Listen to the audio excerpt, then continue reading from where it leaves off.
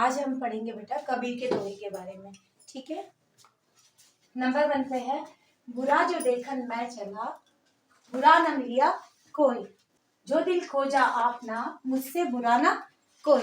अर्थात कबीर जी इस दोहे में कहना चाह रहे हैं कि मैंने संसार में बुराई को ढूंढने निकला, लेकिन मुझे कोई भी बुरा नहीं मिला। जब मैंने अपने मन के अंदर झांका तो मुझे लगा कि मुझसे बुरा कोई नहीं है।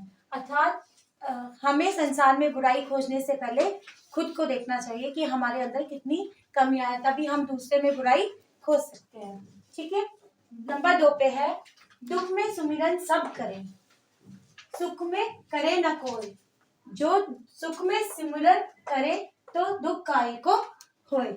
सुमिरन मीन्स याद करना। ठीक है, तो कबीर दास जी कहते हैं कि भगवान को हम लोग हमेशा दुख में ही क्यों याद करते हैं। हम जब भी दुख होता है तो भगवान को याद करते हैं और सुख में हम भगवान को भूल जाते हैं।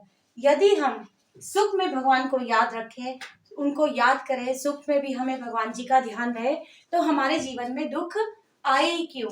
ठीक है, नंबर 3 पे है, साई उतना दीजिए जामे कुटुंब समाए, मैं भी भूखा ना रहूं साधु ना भूखा जाए। कुटुंब होता है परिवार। तो कबीर दास जी कहते हैं कि भगवान मुझे उतना ही देना कि मेरे परिवार का गुजारा चल सके, उतना देना कि मुझे घमंड ना आए, मेरे परिवार का गुजारा हो सके और मैं भी भूखा ना रहूं और मेरे घर में आने वाले मेहमान भी कभी भूखे ना जाए। ठीक है, नंबर 4 पर है, काल करे सो आज कर, आज करे सो अब। यानी कि जो काम हमें कल करना है उसे आज ही कर लेना चाहिए और जो काम आज करना है उसे अब ही कर लेना चाहिए। पल में प्रलय होएगी, बहुरी करेगा कब।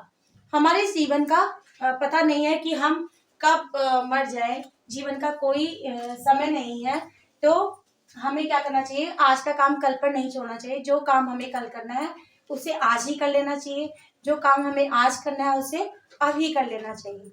ठीक है, इसका अर्थ ये है। अब आगे नंबर 5 पे है, जिन खोजा तिन पाइया, गहरे पानी बैठ, मैं बपूरा बूढ़न डरा, रहा किनारे बैठ। हम अगर जिस प्रकार मेहनत करते हैं वैसा पा ही लेते हैं। जैसे एक गोताखोर पानी में उतरकर जो उसे चाहिए होता है ढूंढ ही लेता है, ऐसी मेहनत करने वाला सब कुछ पा जाता है। लेकिन जो मेहनत नहीं करना चाहता वो उस इंसान के समान होता है जो नदी किनारे बैठकर सिर्फ देखता रहता है और मेहनत नहीं करना चाहता, वो कुछ पा नहीं सकता। ठीक है, मैं वो पूरा बूढ़न डरा राह किनारे बैठ। और भगवान को भी हम तभी पा सकते हैं जब हम एक उम्मीद होती है हमें कि हम भगवान को पा सकते हैं, उसके लिए हम कुछ मेहनत करते हैं। किसी भी चीज को पाने के लिए हमें मेहनत करनी पड़ती है, तो ही हम उस काम को कर सकते हैं। ठीक है, नंबर 6 पर है, मन के हारे हार है, मन के जीते जीत, कहे कबीर हरि पाइए, मन ही की प्रतीक। ठीक है, मन के हारने से या मन के जीतने से ही सब कुछ होता है। यदि हम मन में ठान लें कि हमें ये काम करना है तो हम उस काम को कर जाते हैं। अगर हम पहले ही हार कर बैठ जाते हैं कि नहीं ये काम हमसे नहीं होगा, ये हम नहीं कर पाएंगे, तो वो काम नहीं होता। इसे कबीर जी कहते हैं कि मन के हारे हार है। यदि हम मन में विश्वास नहीं रखते हैं कि हम इस काम को नहीं कर पाते हैं तो हम उस काम को नहीं कर पाते हैं। और हम जिस काम को करने की ठान लेते हैं, यदि हमारा मन जीत जाता है, अगर हम अपने मन पे विजय प्राप्त कर लेते हैं और हम ये ठान लेते हैं कि हमें वो काम करना है, तो हम वो काम कर लेते हैं। ठीक है, नंबर 7 पर है, बड़ा हुआ तो क्या हुआ, जैसे पेड़ खजूर, पंछी को भी छाया नहीं, फल लागे अति दूर। यहाँ पर कबीर जी कहते हैं कि ऐसे बड़े होने से क्या फायदा, कि जैसे खजूर का पेड़ होता है वो बड़ा होता है, उसमें फल भी होते हैं, लेकिन वो क्या होता है ना उसके फल कोई खा पाता है और ना ही वो आने जाने वाले लोग होते हैं उस पर बैठकर विश्राम भी नहीं कर सकते, वो किसी को छाया भी नहीं देता।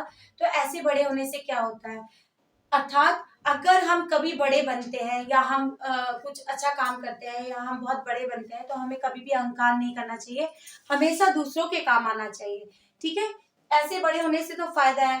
खजूर के पेड़ के जैसे बड़े होने से क्या फायदा कि जो ना किसी को फल देने लायक है, ना किसी को छाया देने लायक है। ठीक है, कबीर जी ने कितनी अच्छी अच्छी बातें अपने दोहों में कही है। आई होप आप लोगों को ये सब समझ में आ गया होगा। मिलते हैं नेक्स्ट वीडियो में, तब तक के लिए धन्यवाद।